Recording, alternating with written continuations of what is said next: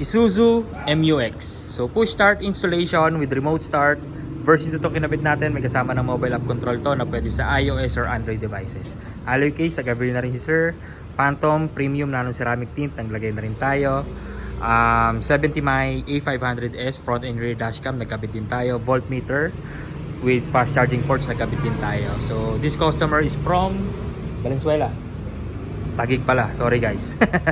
So remote start na natin, press 3 times lang sa lock button. 1, 2, 3.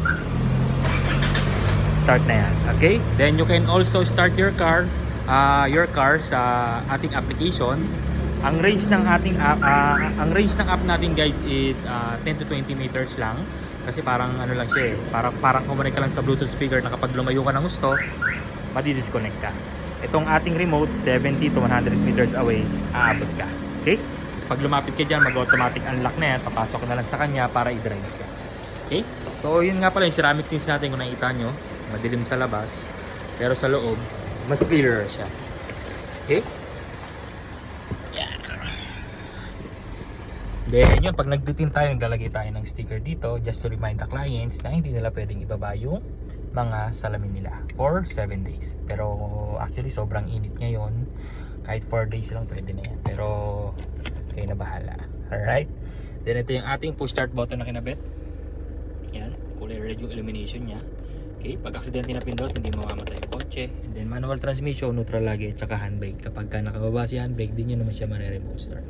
Okay, then ito yung A500S na kinabit natin ng dashcam. So front and rear yan. Okay. Switch to rear facing recording. Okay. Switch to front facing recording. Then ito yung voltmeter with fast charging ports na kinabit natin. Yan. So medyo marami lang yung lens natin, kaya siya nagkaganyan. Okay, so dyan makikita nyo na yung car battery life nyo kung healthy pa. And at the same time, fast charging ports sila. May USB ports, port, and Type-C. Okay? So yun, pag tumapa ka ng brake, mag-automatic lock na rin yung kotse mo. Yan. Then even naka-andar, pwede ka mag-lock, pwede ka mag-unlock, paulit-ulit. Okay? Kasi sa ibang sasakyan or sa stock system, minsan, hindi siya pwede yan. Hindi nyo magagawa yan. Kailangan nyo pang patayin yung makina nyo para ma-lock nyo siya from the outside, which is inconvenient. Pagbalik mo, mainit pa lalo ngayon. Alright? Yung view sa loob, ganyan. Okay? So sa harap, medium. Yung mga gilid, super dark yung nilagay natin. So 10 years warranty tayo sa tint guys. And then free installation na po yan. Alright, sa ating system, 2 years warranty. Okay, sa ating dashcam, 7 days replacement. And then 1 year warranty repair yan sa ating mga suppliers. Okay? Tapos yun, pag gusto mong patayin, pwede sa application dito, or dito na lang sa button. Apak brake, isang pindot, patay na yan. Then automatic unlock din lahat ng doors. Then ito yung itsura ng button natin kapag nakapatay guys. Okay? Yan.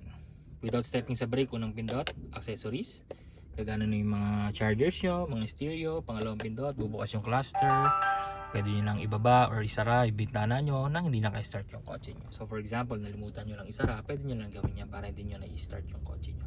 Pangatlo, syempre patay. So same lang siya sa mga push start system din ng Kasa. Okay? Pag gustong start, apak sa brakes, ang pindot, start na rin po yan. So napaka basic lang niya gamitin. Alright, so maraming salamat sir sa pagdayo, no? So kahit tagig lang kayo, salamat pa rin po. Salamat sa pagdayo and tiwala sa aming munting shop. At lalo na po sa mga patuloy na sumusuporta rin sa amin. Maraming salamat. Bye-bye.